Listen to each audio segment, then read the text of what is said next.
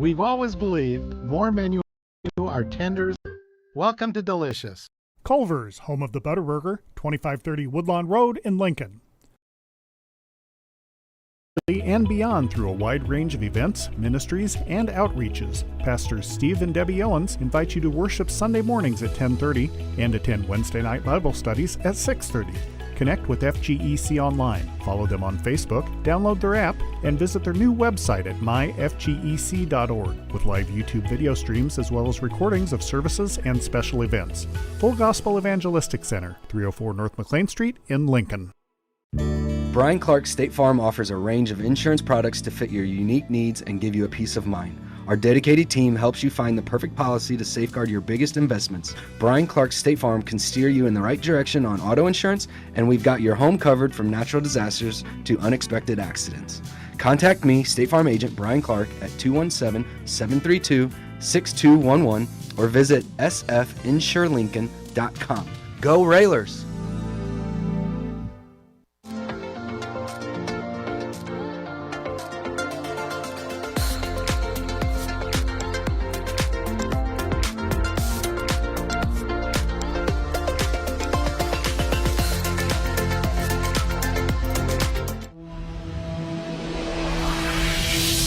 The following is a presentation of WLCN 96.3 FM and WLCNonline.com.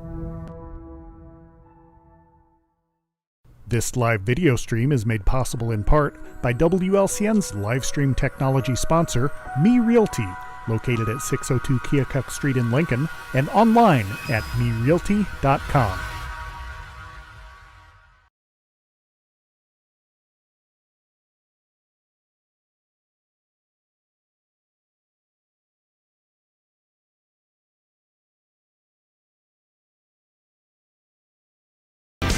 Good morning, sports fans. Welcome to the Cheap Seats on WLCN 96.3 FM, broadcasting live from Copper and Oak.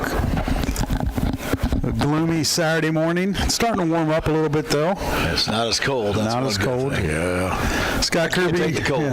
Joe Ryan, Lloyd Kirby, Jim Ash, and Coach Neil Alexander join us this morning. Coach, a good win for the Railers last night. It wasn't pretty, as we talked about on the post-game show, but right now a win's a win, and we'll take it however we get it. And I know we've talked in the past about finishing games. And last night we had opportunity. I think we were up by 11 or 12 with 4.5 minutes to go. And U-High made a little bit of a run there to, make it interesting. But the Railers held on and got the win. And more importantly, it was a Central State 8 win. Yeah, it was. It was a good win. Any win right now was really good, and the big boys kind of played a little bit last night, so we'll have to see how they feel today after getting up and down the floor. But that does give us some help. But again, we got to take steps back to get them rotated back in and starting to move towards the end of the year here. Joe, did you watch the game last night? I did not see any of the game last night. Yeah. But somebody gave me an update on it, and I think we were up 10 or something in the third quarter. You talk about having your two seniors back. Got a little playing time last night, trying to ease them in a little bit. And when you get Drew and Frank out of there, it really changes, the size of your team, the physicalness. So it's good to have them back. But, you kind of worked them in a little bit last night. You didn't want to overdo it and, re-aggravate something. How did they feel after the game? Well, they said they feel good, but it's this morning that they'll feel it, they'll come in and trainer Matt will take a look at them and, work on them. We've got a full day of basketball with the freshmen, and, we have our walkthrough at 10 o'clock, so we'll find out how they're feeling. And hopefully they'll feel good. They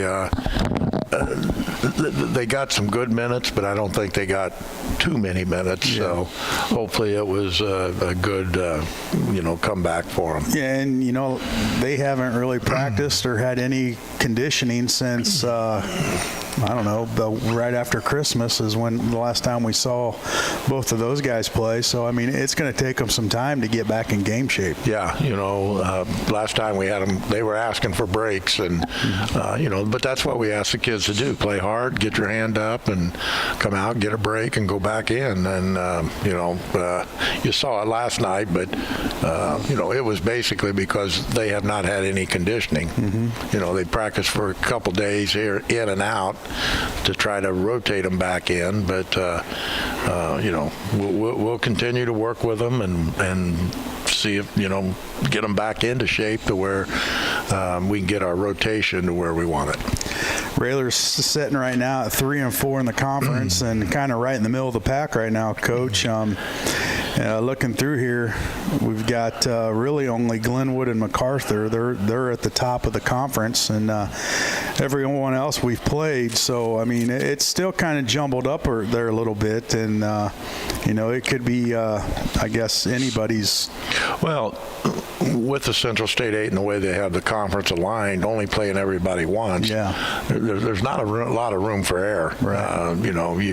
When you play everybody twice, you always got that second opportunity. But I think we only got 3 or 4 more conference games, and we're already you said we had 4 losses, so we're 3 games out. Yeah. It will be hard for those 2 guys at the top to lose 3 games. Yeah, you're going to Wasn't it better when you played each other twice, or no? It was. I like that.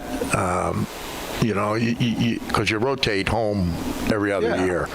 So you may have a strong team this year, but you have to come to my place to play for a conference championship, and I don't think that's really fair. But so why did that get switched, or what's the reason? Too many teams. Well, there's 10 teams. You're allowed 31 games in a year. So if you play everybody twice, that's 20 games, and let's say you play 2 tournaments, and you got 4 games in each tournament, that's 28, and then you got 3 non-conference games. When we came back in, and it worked for both football, basketball, it was set up so the bottom tier teams could have the opportunity to go out and schedule to where they could find some wins and play, instead of, you feel like you're playing, let's say the bottom team's playing the top team and you got a 30-point win. Playing twice a year, is that do anybody any good? So it allows people to schedule to help them hopefully build their programs. Yeah, I see it, but I still like when you played each other twice. Yeah. I understand that, though, but and then the football side, the first 2 weeks are non-conference now with the 6-team divisions. You play 5 games in your division, and then every 2 years you take and figure out the number of wins you got in your division, and then your place from 1 to 6, and then 1 and 2 play crossover games with 1 and 2 in the other division. 3 and 4 play 3 and 4, 5 and 6 play 5 and 6. So you're trying to get more competitive games, and then it also allows you to weeks 1 and 2 to find non-conference games that, let's say Rochester, they don't want to play a really bad. It doesn't do them any good. So they can go out and find the level of competition that you want. That works out well. Yeah. It helps all teams out. 100%. And if you had to play everybody once in the Big Ten or in the Central State 8,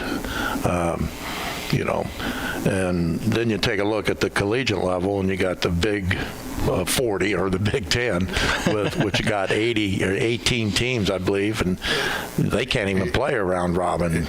They play some teams twice, some teams once, and again, you find out Purdue. We don't have to go to Purdue this year, so that's a good thing. But scheduling's become a nightmare when you add teams and you get a large conference. Haven't really looked too far ahead, but you talk about the Big Ten. How's that going to affect the Big Ten tournament with that many teams added on? Well, if you're the bottom 3, you're not in the tournament. Okay. They only take 15 teams, so there'll be 3 play-in games. Wednesday, I believe. Wednesday, yeah. And then they'll rotate down. So you need to be in the top 4 to get a double bye. And sometimes those double byes aren't the best thing in the world. Yeah, Just ask the right. football playoffs. Yeah. You got to bye, and I think did all 4 of the top 4 seeds lose? I think so. I think that was a big question because, and I don't know a lot about the football playoffs, but I think each conference was guaranteed a top spot, 1, 2, 3, and 4. And I think they'll evaluate that, and I think they will go to ranking everybody. Get your 12 teams and your ranking, and conference affiliation has nothing to do with it. Definitely more fun having it this year. That was it was good. Yeah, it was good. Yeah, it was. And I'm sure they made a little bit of money off of it, too. That's what they had the right teams in, didn't they? I don't know. Did they?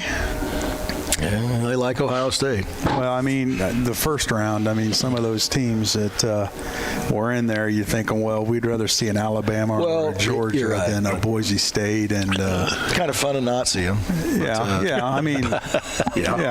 I agree there. And it's good for those other schools that wouldn't necessarily have that opportunity. Well, I think that'll continue, that they'll get a bye into the playoffs. But to seed them, you're automatically 1, 2, 3, or 4. I'm not sure that's fair either. Yeah, you're in the tournament. They don't do it in basketball. So, right. You're in the tournament, then you're seeded. Yeah, it'll be tournament time pretty soon. Oh, yeah. We were just talking. March Madness. 4 weeks. Yeah. 4 weeks from last night's our last home game, or our last game. It's not we play on Tuesday that week, but it flies. 4 weeks. Several games in between there, with the makeup games that we have to fill in. It's going to be, I think, a Monday and a Thursday that we're going to play, and that's not typically the nights that we're, playing. No, and we play Thursday, Friday, Saturday, Monday, Tuesday. Oh, wow. So, there's no room to put any. So, hopefully the weather will stay good, and we won't have to worry about filling in any more games. Well, hopefully you got these guys that are getting back healthy and That'll help because you need depth when you get into situations like that. So, and some of the other kids got a lot of playing time, a lot of experience. Yeah, well, could be helpful. They playing 5 games in 6 days, they'll feel it. Yeah, but they'd rather do that than play. Oh, than practice. Than practice. Yeah, you're right about that. Yeah, when you're out there playing 32 minutes a night, because of your depleted bench, and now you get the 2 guys back and get some other guys some rest. And you saw it a little bit last night where, some kids got some rest, and I thought they played hard throughout the whole game. Just couldn't finish. Had some turnovers, some unforced turnovers, and just for 28 minutes, we done a great job of finding their shooters, and it was just like we were up 12, I think, with 4 minutes to go, and we quit finding, and they hit 4 threes, well, and they're a 3-point shooting team, and we done a great job for 28 minutes. Well, the Kirby kid, which all Kirbys can shoot threes. Except the main Dad. Except this one. He can't even hit the rim. That's probably right. A lot of air balls. But, he was going to get his, and, late in the fourth quarter, he hit, I think, 2 or 3 there. And those two, the 2 kids was the Fitzgerald kid and the 35. And quick release. Yeah, that Fitzgerald had a real quick release. But once you got to it, but he wasn't very big. No. And if you can get him off the line and you can get in his face, and we did we made life miserable for him. They couldn't find shots. Yeah.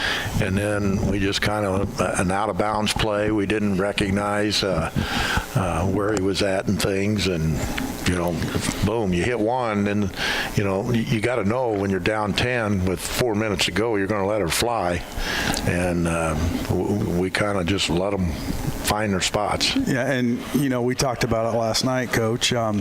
They started running and jumping us. Is that something that you guys work on? I haven't really seen it a lot this year. I know we've seen it in the past. A lot of teams try to do it, and when you do that, there are openings and times to find that open guy, but early on we couldn't figure it out, and I know you had to take a couple of timeouts there to figure it out. And that was watching all tape. I think we watched 4 or 5 tapes, and that was impressive on how they pressured, and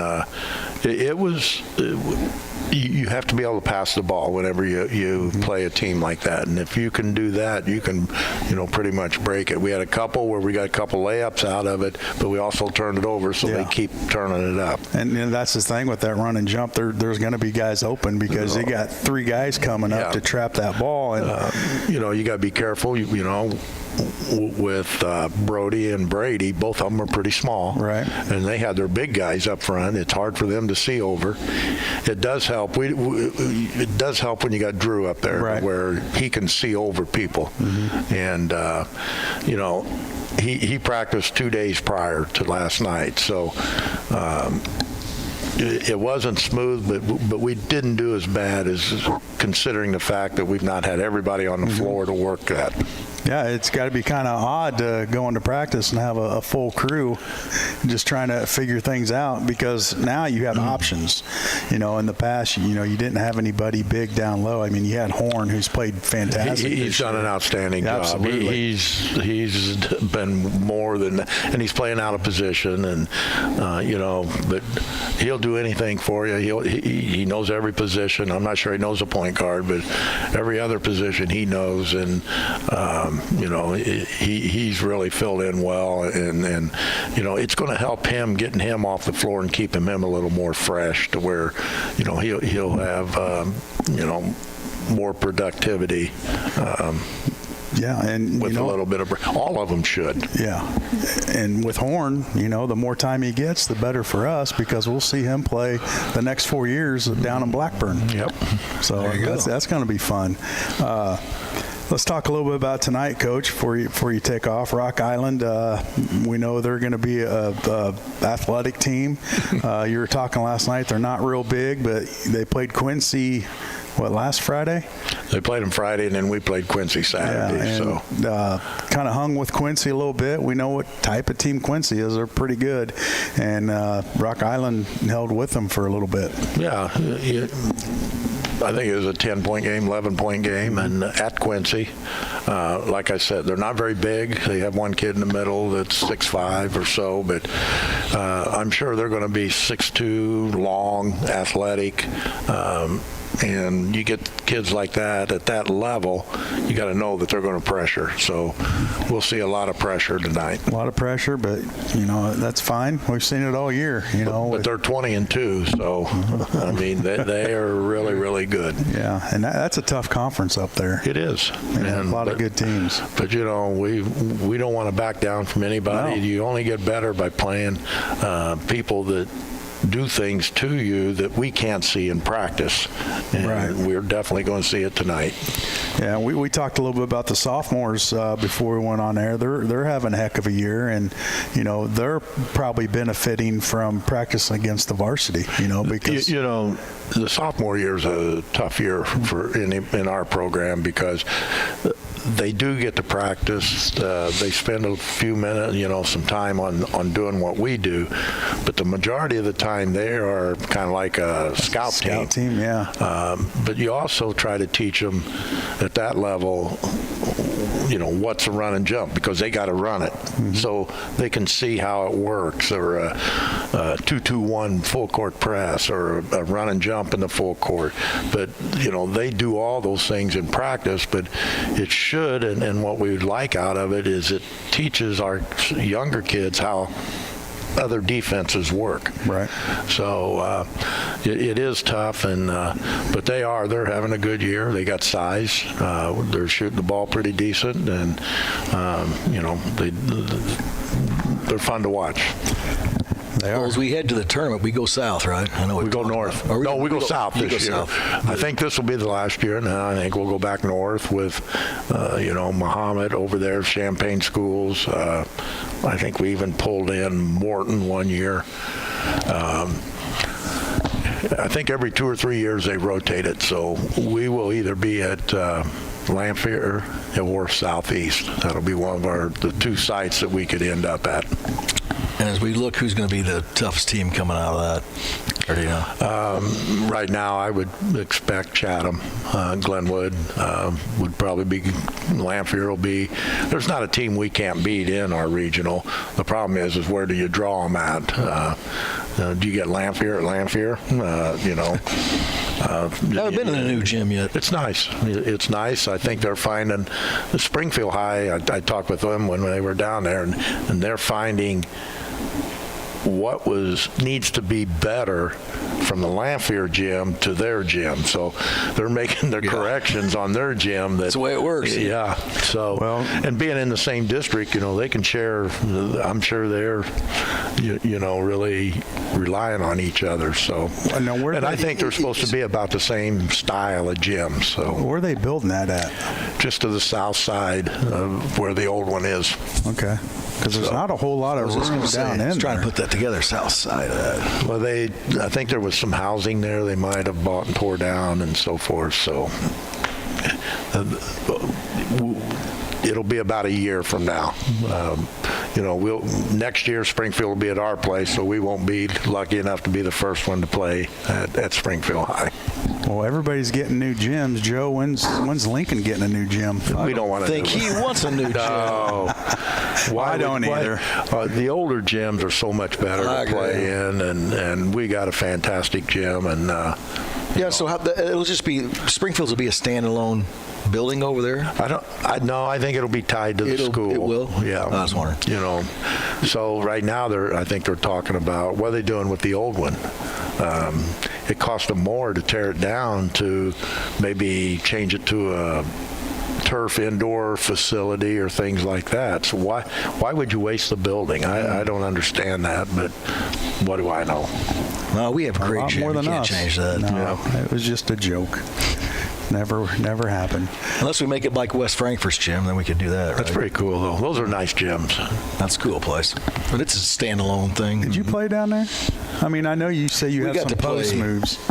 Oh, I filled it up a lot, yeah. But grade school, we get to go there and play. Yeah. But the high school gym is real cool. I've never been there. Yeah. It's one of the best in the state of Illinois. Ask Coach Howell. Top 10. Yep. It's up there. I've never been there, but the best high school gym in Illinois that I've been in has been Centralia's new gym. Oh, really? Yeah, the new one. It's. I know West Frankfurt's 2-level seating all the way around, and the seats have backs on them. It's not just bench seating; it's nice backs that you fold out, old school. Oh, wow. And then the locker rooms are underneath the court, so they come up steps to take the court and stuff. It's cool. Yeah. How they've kept it running, I don't know, but tax dollars, I guess, right? Yeah, something. I think Joe donates his money down there.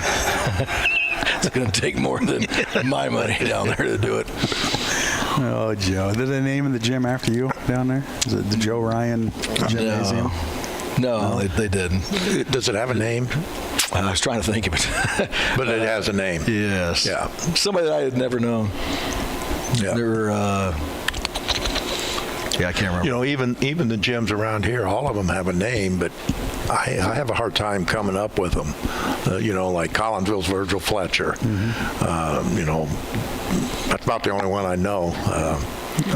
Lanphier's is like Nika Lober. Nika Lober. Oh, there you go. Yeah. That's about the only two I know, and Roy S. Anderson. Mm-hmm. Roy S. Anderson. That's the best. That's the only one we need to know, right? That's right. That's right. Well, Coach, good luck tonight. I know you got to shoot around here in about a half hour. I'm sure you want to go check on the kids, see how they're feeling, especially Drew and Frank, and see how they're feeling today, and get them ready for tonight. Yep, we'll be there. We will be there. Hopefully we'll have a good crowd tonight because they'll see a good team, and we're going to challenge them. Absolutely. Early game tonight, 6:30. 5 and 6:30. 5 and 6:30. 5 and 6:30. What was the schedule all day for the people that weren't listening? 10 o'clock, we got our freshman boys are playing Peoria High School. 11:30 and 1, the girls are playing Champaign Centennial, and then the boys are at 5 and 6:30 against Rock Island. All right, big day of basketball out there at LCHS. Max Morris Gymnasium. Max Morris. That's the name of the gym down there. Who did that, Lloyd? Lloyd. Nice job, Lloyd. We didn't do it. Yeah, I don't even know who that guy is. Probably should know stuff, Joe. Well, I don't know anything. You're right. Coach, thanks for coming in tonight, and we'll see you tonight at Roy S. as the Rock Island Rocks come into town. Okay. Thank you. Yep. Let's take a commercial break. We come back, we'll have more on the cheap seats on WLCN 96.3 FM. This is Corporal Brian Clements with the Lincoln Police Department. This week, Lincoln Logan County Crime Stoppers is seeking information in reference to copper gutters that have been stolen off churches in the last couple weeks. On December 6th at 1:54 p.m., 2 subjects stole a copper downspout off the Zion Lutheran Church at 205 Pulaski Street. They were both on bicycles, and one was wearing a Chicago Bears jacket, and the other was wearing a tan coat and blue jeans. If you have any information on this crime, please contact Lincoln Logan County Crime Stoppers anonymously at 217-732-3000 or the Lincoln Police Department at 217-732-2151. Tips leading to an arrest could receive a cash reward up to $1,000. Crime Stoppers only wants your information, not your name. The Lincoln Logan County Crime Stoppers Crime of the Week is brought to you by Me Realty, supporting a thriving community safe for families through support of the Crime Stoppers program. Me Realty, 602 Keokuk Street in Lincoln, and online at merealty.com.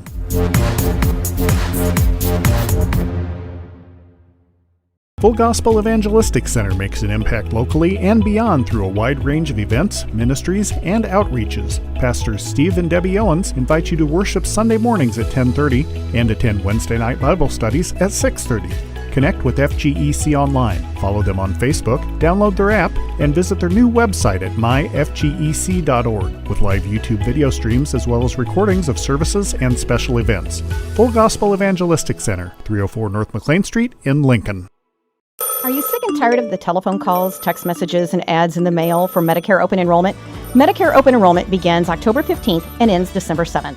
Changes made during this time will go into effect January 1, 2025. Feel free to call me, local Medicare agent Darrett Entwistle, and set an appointment to go over 2025 changes and plans. My office is in downtown Lincoln, or I can meet with you at your home if you like. Again, call me, Darrett Entwistle, your local Medicare agent and your friend in health insurance, 217-651-8046. Culver's is a family restaurant. To me, that means being the place that puts a smile on everyone's face. We're famous for our cooked-to-order butter burgers and frozen custard made daily inside our restaurants. But we've always believed more menu options mean more ways to brighten your day. We source the finest chicken to bring you our tenders and chicken sandwiches. And our cheese curds. They're a Wisconsin tradition we're proud to share with you. So take the next meal shift off and let us take care of you. Welcome to Delicious. Culver's, home of the Butterburger, 2530 Woodlawn Road in Lincoln. Whether you're buying or selling your home, the brokers of Me Realty will work with you to get the deal done. As one of Central Illinois' top producing offices for decades, Me Realty has the experience to guide you through the process. You want results? Call the brokers of Me Realty at 217-735-5424, stop by the office at 602 Keokuk Street in Lincoln, or check out local listings online at merealty.com.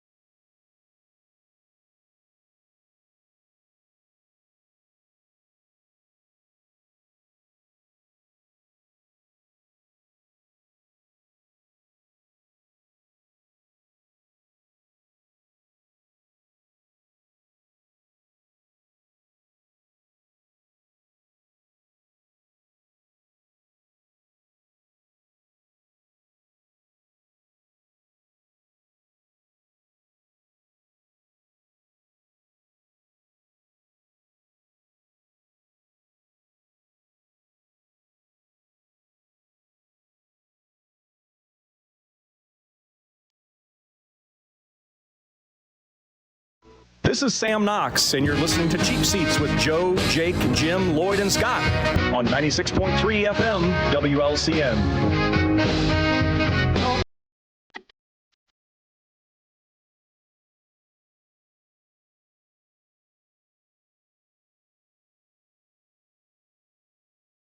Joe, you gonna bartend today? Yeah, I'll be shirtless up here from 1 to 4. It's Ladies' Day. Pop in and get yourself a drink, and they're double the price, but I am back there without a shirt on. What's your drink? Your go-to drink when you're making one, like a slippery nipple or something? Can he say that on the air? It's a drink. No, I'm a Blue Moon guy. I like. Oh, you just open up and you're not mixing anything up? No, I don't really drink the mixed drinks. I like a Blue Moon, or I like a craft beer, or just go get yourself a Busch Light. There you go. It's all right. The go-to. Well, joining us this morning in person is Joel Vinson. Good morning, Joel. Hello. Morning. We dressed him up, put some makeup on him, and brought him to the show. Look at him. Our Zoom in on him, information Lloyd. highway behind the scenes. We'll get him in person, and we're gonna talk some sports. He's very knowledgeable in sports, and if we don't know something, he's texting us. Well, that's my first question that I have for you, Joel. Let's kind of go through your daily routine of how much time do you spend soaking up this vat of information you have? You've got a lot of it. No, I don't know about that. When I get up in the morning, the first thing I do is try to work out. And so while I'm on the elliptical or Max Trainer thing or whatever, I just go to ESPN and I read all the articles I can for that 45 minutes or an hour or whatever, and that's how you do it. So you're doing half the workout you he's lost doing in the Joe morning. You're just going for 45 minutes? Yeah. Okay, go ahead. So that's, about it. And, I watch, obviously, a lot of sports live. And Saturday mornings, usually, I watch the show or Sports Center. You didn't learn anything here. Well, sure, I get local stuff here. I can't get that anywhere else. So.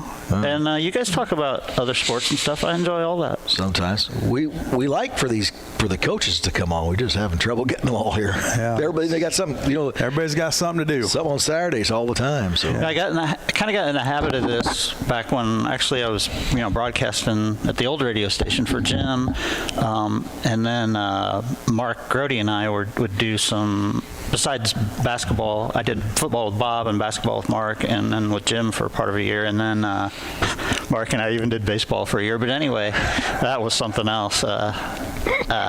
Mark on a baseball broadcast. He's not a baseball guy. No, he is. But he and I are both like, if we see something funny, we just kind of get sidetracked. So it'd be like Mark would be like, all right, so and so's at the plate, it's 1-0, and by the time we get back to the next pitch, well, there's 2 outs now, and another guy's batting because Mark's busy talking about this, that, or the other, and I'm prodding him. We all cyber jump on this. Yeah, that's for sure. And then, Darren and I did a morning thing on another station for a while. And so I got in the habit every morning of trying to write down stuff I wanted to talk about or things like that. Oh, man. And so I've never broken that habit because we did that show for just a couple of years or whatever, but I kind of liked the way of knowing things that were going on. And then more than anything, I listened to mostly sports podcasts, listen to The Score out of Chicago. So there you go. And then you're absorbing it. I don't know about that. It goes in and it leaks out a little bit, maybe a little time as it really comes in. Something else is leaking out. The non-essential information just goes away. But, very true. Prevagen. Yeah, I know you follow Illini basketball, the Bears, and that's kind of hot topic right now. Illinois basketball, boy, the other night they just look like crap. I don't know. To be nice about it. What that was. I don't know. I know not to be any excuses or anything, but the sickness is going through there. I know Ivicic was out, and a couple other players were kind of questionable. They were kind of game time decisions, and that's no excuse. If you're going to play, you got to play. And Maryland, they're just too big for us. Well, I don't know what happened exactly, but it seems to me like they were on a roll, like nationally looking like one of the better teams. And then that whole thing with Kasparis in his arm, right? So he goes out for one game, and it was Penn State, and we just rolled through Penn State. So it's like, all right, we can win without him. But then the next game after that was USC. Yeah. Missed him flat. You go to Michigan State. Well, we got to Indiana in the meantime. His first game back, he goes off. They kick Indiana, right down the up and down the court. Yeah. No. And then you go to Michigan State, foul trouble for Kasparis. I think he played about 9 minutes the whole night. Right. And then you go to Maryland. And so I don't know what exactly happened, but it seems to me like everything was fine. And that couple games, ever since then, nothing's been right. Yeah. It's as though somebody's either hurt or not right or sick. And I heard about people being sick the other night. I didn't really give it a lot of credence before the game, but after the game, it's like I would have to assume some of those guys were really sick because I haven't seen everybody play like that. Yeah, I mean, they're all bad. There was not even a go-to guy, and I think Kasparis started forcing a lot of stuff, and when you start doing that, the outcome's not going to be good. And, and once again, no excuses, but officiating's been kind of suspect, too. I thought 2 of those fouls against Michigan State on Kasparis were just mind-blowing. He wasn't even doing anything, and then he got one the other night against Maryland where the guy pushed him, he fell, and then they called KJ with the foul, and it kind of takes you out of the flow. I mean, we were within 3 there, and with the opportunity to go tie it or go up, and it just seems like we don't get those calls. And I know that's probably just me being a fan, but the officiating, they really can change the outcome of a game and take away that momentum.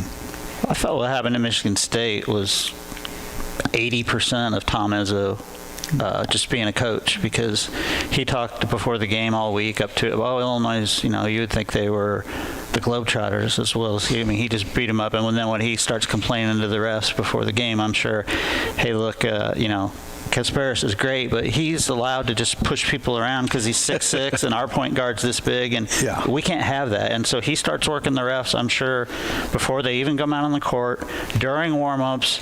Every chance he got, he was probably in the ref's ear. And when you're Tom Izzo and at home, you're gonna get the calls. Don't think that maybe doesn't weigh on an official, or maybe even intimidate an official into doing that. And that's not to say that I haven't seen games at Illinois where maybe Brad was all over people and then all of a sudden we got a couple calls. But Izzo's a little bit, I mean, he's a Coach K, Izzo, Bill Self. They're the, Dan Hurley, although Dan Hurley doesn't talk to the refs. No.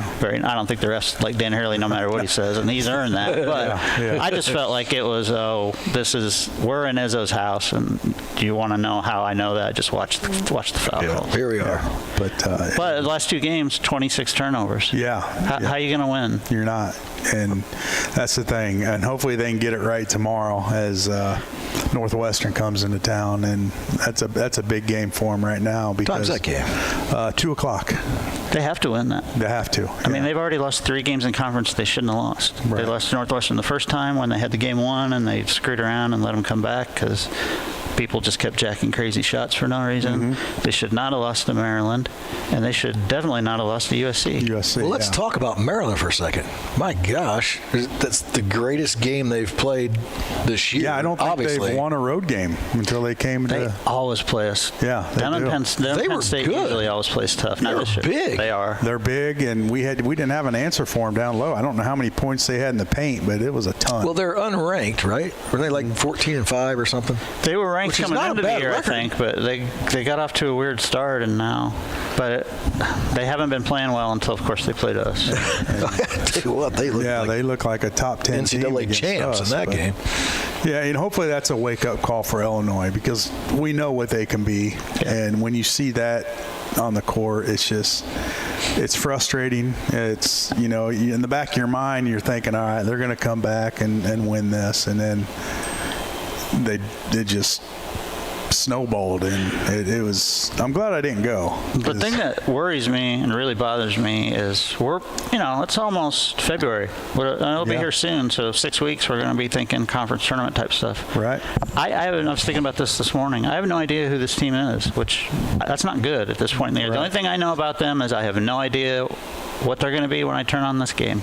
Are they going to be the team that had Tennessee beat, or are they going to be the team that let USC punk them on their home court? Yeah. I don't know, because they just don't play well at home. I mean, on the road, it seems like they do great. You know, we saw what they did against Oregon, Indiana, and then we come home, and I don't know if there's just kind of all right, we're home, you know. And well, I have noticed all the big name top 25-ish type teams they played, they seem to show up for.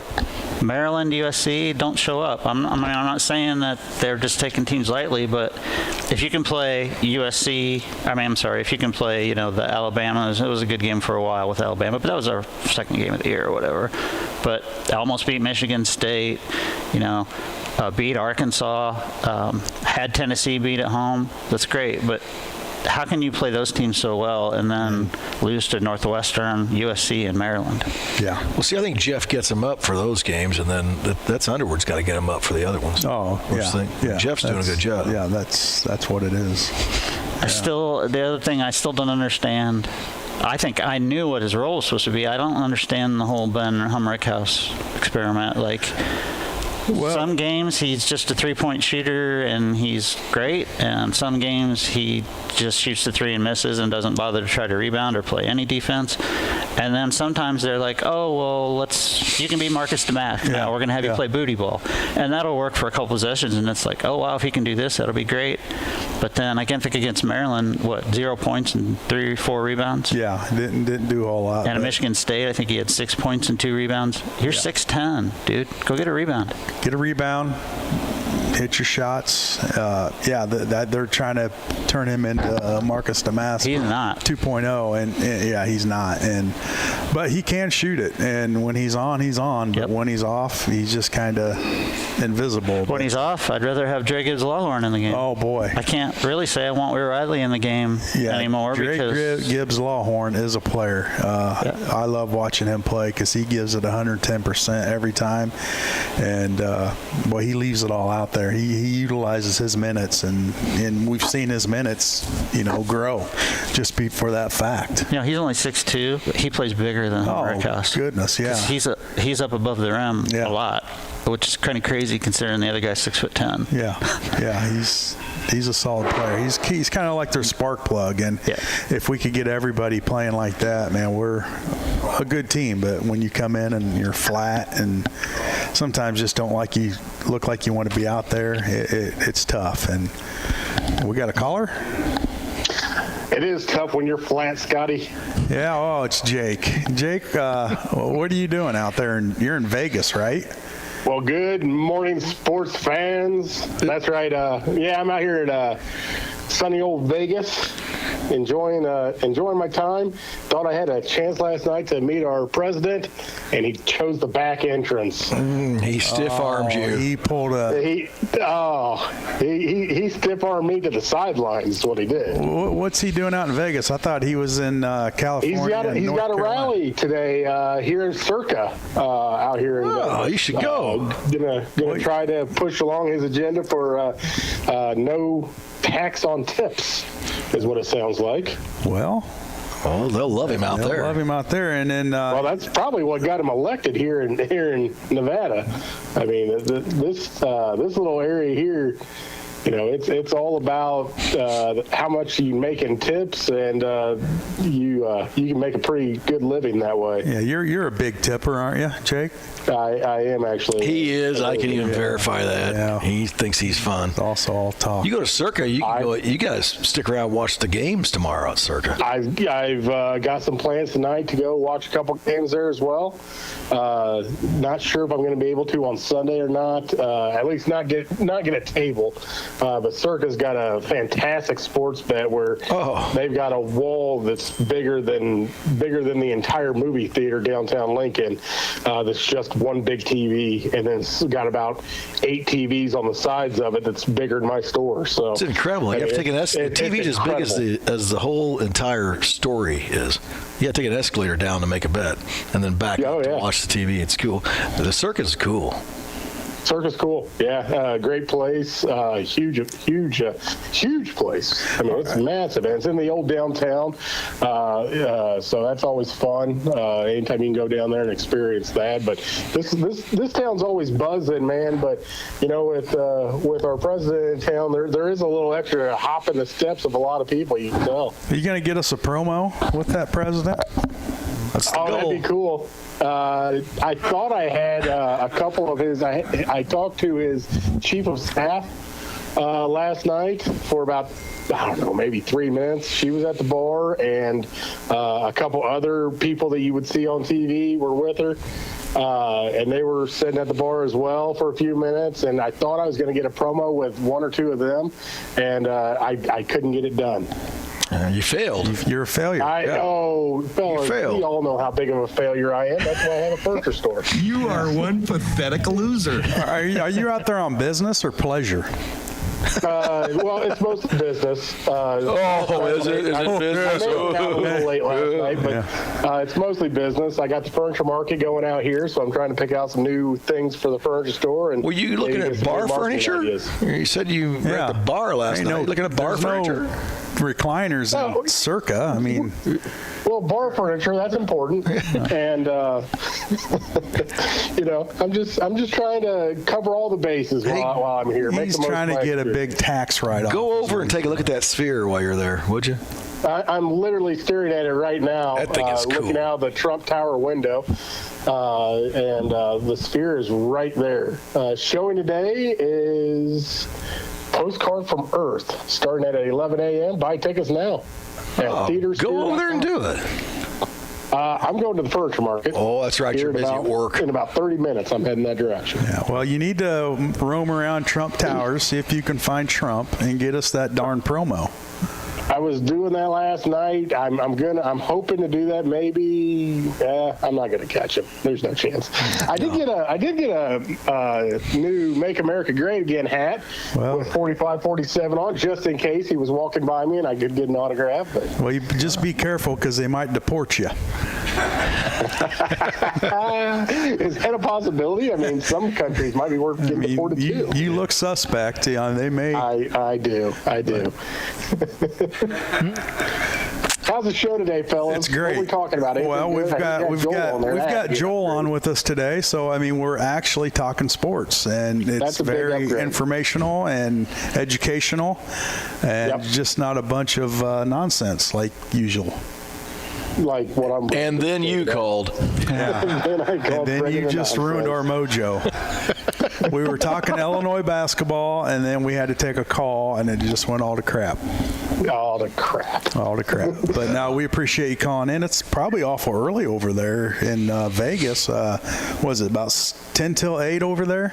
I don't know. I slept for about 2.5 hours. Why would he care what time it is there? There's they pump oxygen into these places, man. You're good to go. Nonstop. Well, you sound like you're full of oxygen and ready to go do some furniture shopping. I'm ready to tackle the furniture market, and then hopefully around 4 or 5 o'clock, come back, take a nap for about 2 hours, and then go see what kind of trouble I can get in. Yeah. All right. Call us from jail. Will do. Yeah. You might be one of my first calls. Okay. Well, don't call me. All right, fellas. Thanks. Have a good one. Jake. Listen, hey, look at.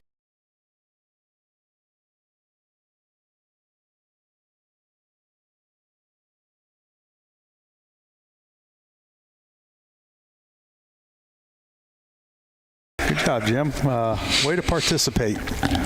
Well, let's talk Bears. If we're not going to commercial, well, we'll just keep it here. Keep it right here. Yeah, let's talk Bears. You guys got a new coach. Let me lead this. You guys got a new coach. Tell me about it. Well, I mean, he was the top candidate as a head coach in the NFL. A lot of teams were looking at him, and he chose the Bears. How you feeling about Ben Johnson as our head coach? Well, the first option would have been trade for Shanahan, which didn't happen. Second would have been trade for Tomlin, which didn't happen. And then I was kind of stuck. I thought Do I want McCarthy because it'd be nice to have like somebody in the room that's been there before and all that, but there's also parts about that I really wasn't too excited about. But I thought at least he'll know how to run things, and he'll know like, hey, if the clock's running, we got 2 timeouts with 30 seconds left, I can use one of these timeouts and I'm not going to get arrested or anything. Yeah. But then I thought, free. I really like Ben Johnson, but only if he could bring like some people with NFL head coaching experience with him. And so they got Ben Johnson, and the first thing I heard was he's going to bring Dennis Allen with him. And I thought, oh, that's perfect. Like, that guy's coached the Raiders and the Saints as a head coach. He's also been a very well-respected DC. So they got him, and then they went, I believe they've signed, I think it's Rizzi, who was a Saints coach this year. So he's got NFL head coaching experience. And I think he's going to grab the offensive line coach from Detroit, which Detroit's got a great offensive line. Yeah. And he's going to be the offensive coordinator, even though Johnson's going to do it. So he brought, so far, he's made up for his lack of head coaching experience, I think, with his assistants. Yeah, and so I feel a lot better about it. Yeah, I would agree with that. You're only as good as head coach as your assistants, because there's a lot of ins and outs to NFL football. Right. And he's also going to, looks like, bring in Antoine Randall as the assistant head coach and wide receivers coach, which we know what kind of career he had at Pittsburgh. And, you know, you got to bring in good guys and to control the locker room, because let's face it, there's so many egos and things in that locker room, and I think that's what Eberflus lost. He just lost the locker room, and plus he don't know how to manage a football game. Probably never had a wristwatch. Yeah, so I'm excited, but I get excited every year, you know, and then after about week 6, I'm in the dumps. Well, I was going to say 12 games you had them planned for this past year. We're shooting for that again next year. 12-5, but Ben Johnson, you know, he comes in, he says, well, we're not going to run the same offense as we did in Detroit, which, okay, because you don't have the personnel that Detroit has. Different. We've got weapons, but I just don't think those weapons were utilized. And when you don't have a line, and when Caleb's back there scrambling and has maybe a second and a half to throw it, you know, that affects the game and the timing. And, you know, I think their number one goal right now is go out, maybe get a free agent or 2 on the line, and then draft. We got the number 10 pick. Mm-hmm. I know a lot of people are projecting the left tackle from there's one from Texas named Banks, and the other one is from LSU. Yeah, LSU. Campbell. Yep. So do you spend that 10th pick on a lineman? Yes. I say yes. And then go out, and there's some really good free agents out there as well, and they've got some cap space. I think they have 3 of the top 42 picks, right? Mm-hmm. So it sounds like they're interested in Trey Smith, who's the number 1 from the Chiefs. He's going to be the number 1 free agent, offensive line priority, and Poles supposedly is tight with him. So that's probably going to be, if they get him, it's going to be very expensive. And then I would go find another one, and then I'd draft 2. Mm-hmm. They still need to draft a couple defensive linemen, probably a tackle and an edge. They're gonna have to do something with Brisker, because I don't know if that dude's ever gonna play again. Yeah, so they need a safety, and the thing that I worry about, I mean, the wide receiver wise, they got plenty. Yeah. Cole Kmet is not Hawkinson. They're 2 different players. Mm-hmm. Kmet, much better blocker. Hawkinson's better getting down the field. The thing that we need, and we can't spend one of our first 3 picks on it, I don't think, but Swift, they got rid of Swift in Detroit, remember? Because he wasn't what they want, which was Gibbs. So we're going to have to find a Gibbs-type person that is different than Swift. Well, you got Genty from Boise State. You can't. Bears just can't put a first-round pick on a running back right now, I don't think. I don't disagree. Or it doesn't necessarily, to me, it doesn't have to be a, quote, running back. I have a thought, this won't happen, but Tyreek Hill wants out of Miami. Now, he's got 2 years left on his contract, $30 million a year. That he, as Kansas City used him, he can play in the backfield and out on the perimeter. He would give you a deep threat, because either DJ Moore's not as fast as I thought he was, or they don't like run him deep the last coach, I don't know. But I never saw DJ Moore get more than about 30 yards downfield. Yeah, and if you had Tyreek Hill, right, you could take the top off of defense, you could line him up on 3rd down in the backfield, throw him the ball, hand him the ball. a move like that would tell me, hey, we're all in now. I don't know that Tyreek Hill wants to come play in Chicago. He went to Miami because he said he wanted to be warm. You know who I want? I want Scattaboo. Well, he's been fun.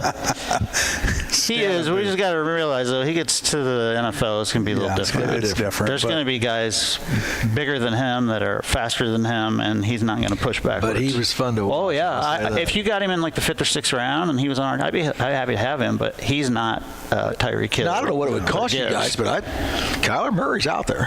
He's out there. We don't need a quarterback. He's going to remain out there. He'll do whatever you need. He's that type of guy. Yelled at the coach, too, if I remember right, on the sideline. Now, how much can we take away, though, from the Bears offense this year, though, Joel? Because was it play calling, coaching? Because, you bring in Shane Waldron from Seattle to be your OC, and they fire him after week 5 or 6. I don't know. Yeah. It was early. So, I mean, we have the talent, but how much was it coaching? Because let's face it, like you said, we weren't getting downfield. Everything was screen passes, bubbles, just nothing vertical. And you got Roma Dunze, who is a vertical threat, and then DJ Moore, and then you got Keenan Allen, who kind of controls the middle. I just think it comes down to the scheme, offensive scheme, play calling, and we just didn't have that. We weren't very It seemed to me like we never got in our rhythm, ever. Yeah. Like a good offense, like Detroit, Kansas City, you feel like this play makes sense, this play leads to the next, and now we're on a roll, and you can just tell, oh, these guys are going to go down and score. Yeah. For us, it'd be like first down, and by the way, first play of the game, every Bears game my entire life, 2 yards up the middle, and whether somebody's there or not, you fall directly to the ground, and the play's over. You are not allowed to get more than 2 yards on first down. And then second down is usually a pass, but it's usually 2 or 3 yards behind the line of scrimmage. And meanwhile, we don't even push in third and long. Yeah, and we're comfortable. Like if it's third and less than 7, that's a win for us. Like, hey guys, it's fourth down, but it's only 4th and 3. Yeah. Like, how cool is that? So let's get our punter. Let's go for it. Yeah, maybe we need to get a good punter. Is what they need. We have a good punter. Yes. He was probably the MVP of the team. We got a lot of work. Yeah. Yes. Yeah. That's funny because Caleb texted him at the draft after they drafted him and said, "Don't take your shoe off because you're not going to punt much this year." Well, heck, Caleb probably needs to pay that guy have his podiatrist visit because his foot's probably broken from kicking so much. They could both go to the same place and get their nails done. Probably. Yeah, he probably had more punts than Caleb had completions. But yeah, it was brutal to watch, and like you said, there was just no flow. It seemed like they were going to the huddle and drawing plays up like in the ground. You do this, you do that, and I don't know. It was frustrating because obviously they had the talent, not necessarily on the line, which that's huge. You got to have a decent line to even. Well, Caleb can't hold the ball for 5 seconds either. He's that. Hopefully Ben Johnson will say we're not doing that and anymore. That's where throw it away. Yeah, quick slants. They didn't run a quick slant is that gets the ball out. I don't think they ran a crossing pattern all year. I kept waiting. Like, you guys realize, other than I know that Komet can go up, there's other people that they get allowed to cross the middle of the field and go to the. You can run all the way from one side to the other. You can Apparently. go. Yeah. And it always seemed like, that. Yeah. That's what we had Larry Fitzgerald do all the time. Yeah. Third and long, we knew it's going to be a blitz, and what happens? A sack. Get the ball out of your hand. So who's going to work with Caleb? You get a new QB guy? Yeah, I just read that this morning. Well, Johnson is the guy that was the offensive line coach is going to be the official offense coordinator, although Johnson's going to call calls. But I think they're bringing in somebody to have more one-on-one time with Caleb because who was it? Johnson can't be there all the time. I just read it this morning. See, that's the one thing that I worried about when they took, and I'm not anti-Bear, I'm just a Cardinal fan, but I root for the Bears. They're right here. That's the one thing I worried about was they grabbed a guy that you are expecting to come in and run the offense and score points, and you've given him a zillion other things to take care of. So he's not that guy. Now, don't get me wrong; they're going to spend plenty of time together. They're going to get that done or whatever. But I feel like you've taken away from him. Now he's got a zillion other things to mess with. Somebody else about the coach. Yes. Well, and that was exactly why I kind of wanted some head coaches in the building with him, because Dennis Allen and Rizzi ought to be able to take some of that. Like if I need to go work with Caleb, can you guys guys take care of this. They've done it. They know what needs to be done. You're not looking at Shane Waldron and he's going to go. All I know how to do is throw the ball behind the line of scrimmage. I can't help you. I mean, yeah, if is the Dennis Allen thing a done deal? Yes. Okay. But then I tell Dennis Allen, defense is yours. Yep. Run with it. I'm gonna concentrate on this offense here, and they both together can control their locker room, and if he needs an ear, Dennis Allen's right there because, like you said, he's been through it. But I don't know. It'd be I got from a very reliable source, an ex-NFL player, in a discussion one time about that stuff, and he said you'd be surprised. We watch it and yell at the coaches and all that stuff, and he said you really would be surprised at how many NFL coaches aren't really that good. Because the problem is they all grab a buddy, or they grab somebody that they did something with 4 years ago, or they grab, or they owe someone a favor, and they grab them. And he said, pretty soon you've surrounded yourself with a bunch of coaches that aren't really that good.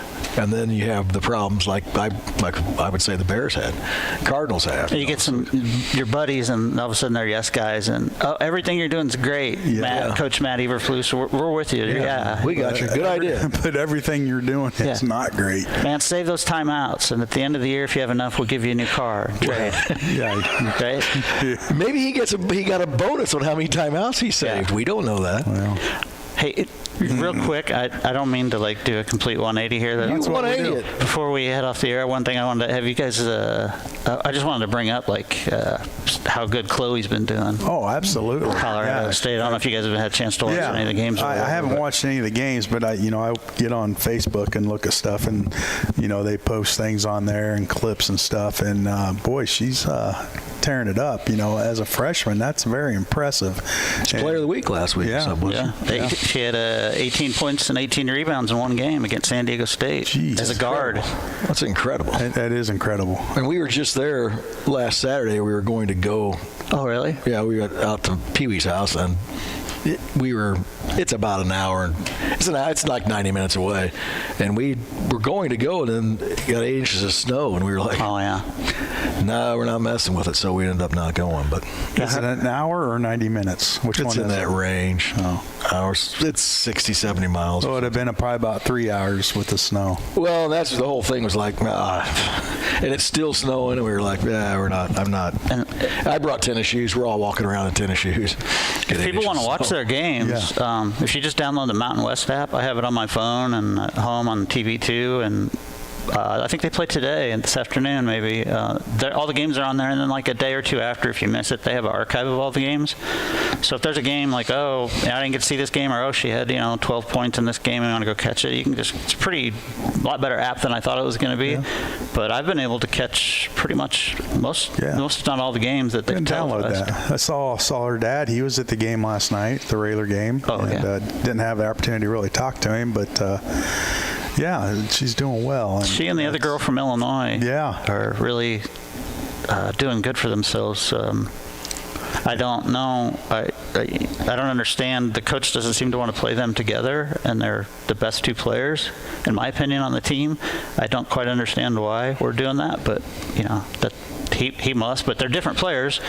Chloe is Chloe can shoot from the outside, or she can be Damask and take you to the hole. Right. She can go around you. She can go through you. Do it all. Really strong, which we saw it a lot last year at high school. I wondered how it was going to look in college. But come on, man, 18 rebounds at 5'9". Freshman. Yeah, that's nuts. Division I. Yeah, it's unbelievable, really. And the other guard, the girl from Illinois she goes with, that's the reason I don't understand why they don't play together. They're two different players. Cassie's real fast first step. Or is it, did I say Cassie or is it Brooke? Anyway, she'd go to the hole, go around you, shoot the three. And Chloe is more of a mid-range power game at this point. She'll shoot some three.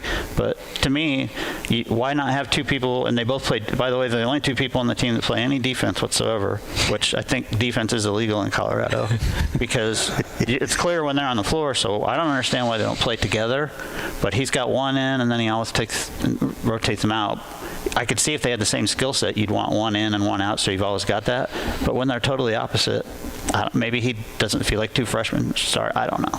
Well, maybe he'll figure it out. All I know is if I got a freshman that's getting me 18 rebounds, I'm going to make sure she's on the court. Yeah, she's for sure. Sometimes they have her guard 4s and 5s. Really? Oh, yeah. Well, let's face it, a lot of, what's his name said that? A lot of kids in high school, they were offensive stars. That's how they made it to Division I, being a 5-star, is they scored points. No one ever taught them how to play defense. Yeah. Oh, those two girls, they played defense. And it stands out. It's like, oh, defense, right? I mean, it jumps off the screen, but they know the game. They know where each other's at. They're very unselfish. They don't always get the ball back. There's a lot of times with Chloe, I think, is open and the ball doesn't come her way or whatever, but you're a freshman, that's going to happen. But you can tell those two, they know how to play defense, they know how to rebound, they know how to share the ball, they know how to score at every level. So it's good. I mean, I didn't know what to expect, but yeah, Chloe's starting as a freshman and not just not doing anything. I mean, she's out there probably about 10 points a game, I guess. And speaking of great college basketball players, I see Caitlin Clark's hanging around now at the NFL games. Oh, yeah? Oh, yeah. Is she a Swiftie? Yeah, she's a Swiftie. I like the Swifties. Yeah, you like everything. Is there anything you don't like? Well, I mean, is there an NFL team out there that you don't like? I don't like the Dallas Cowboys. Did you say you don't like spam? Yeah. Oh. Like canned spam? Yeah, canned spam. Okay, yeah. or like I don't even like the stuff that comes on the computer. Yeah. Spam. You know what I mean? Yeah, I do. Yeah, I don't. No, I like all NFL teams. I don't like the Cowboys. That's from way back in the old days when they were in our same conference and probably beat us all the time. So yeah, not so much now. Scared of the Cowboys now after that head coaching hire they made. Oh. Wow. Boy, they really rocked the NFL world with that one. Yeah, woo. When I heard the name Schottenheimer, I thought, Marty? I don't even know if he's still around anymore. When they said Brian, and I thought, who's that? Wait, what? Like, he's going to be the coach? I thought they'd go get a big name. Yeah, well, it's. They should have just brought Deion in there and let him go. Or kept McCarthy. Yeah, that blows my mind. It's the Jerry Jones show, and that's going to be their downfall. Let Dak do it. Save some money. Have him be the player coach. No, he's on the sidelines more than he is on the field. So they could have hired Eberflus. Did they know he was available? Yeah, Eberflus is available. Go get Mark Trestman. I think he's probably up back in Canada somewhere. No, you know what I heard the other day? He's on a staff somewhere, which is crazy. Really? Yeah. He's got a buddy. That's the way it works. And it just makes me mad that Matt Nagy is playing for an AFC championship tomorrow. When he's going to get another coaching job. Somebody's going to be silly. Sure he is. Because if they win another Super Bowl, he's got quite a resume. Does he? Well, I mean, he could throw it on paper. If he leaves the Bears stint after the first year off, it looks pretty good. What, 4 Super Bowls, Coach Mahomes. I'm going to tell you something. You put that ring on, you sit around at the table talking about your contract. And when you got 3 of them. Yeah, it's like, where are all 3 of them? Look what I got. Pretty intimidating. Yeah, you're probably right. He probably will get another job, but I don't know. Well, Joel, it's 10 after 10, and Jim is over there cussing us under his breath. We'll slow him down. He's got nothing to do today. He's got to walk the dog. You want to go till 11, Jim? Yep, no response. I'll show you. Well, Joel, thanks for coming in. Yeah, thanks for having me. We'll do it again. Cool. I love having you on. Great. And, keep studying. Yeah. I'll try. Okay. Yeah. You guys keep doing the show. It's important that Lincoln has this show. I'm telling you. Ask both of them. Yeah. Both our listeners. Yeah, we got. Well, I'm here, so who's the other one, Jay? J Mac and the pool man. Jake today. Yeah. The pool man, he's listening. Yeah. All right, that's going to do it for us today on the Cheap Seats. Thanks for tuning in, and we'll talk to you next week. Good day.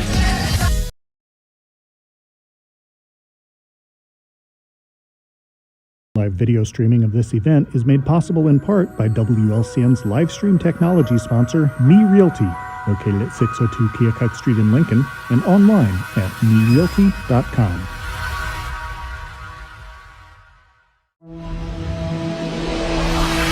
The preceding program is a presentation of WLCN 96.3 FM and WLCNonline.com.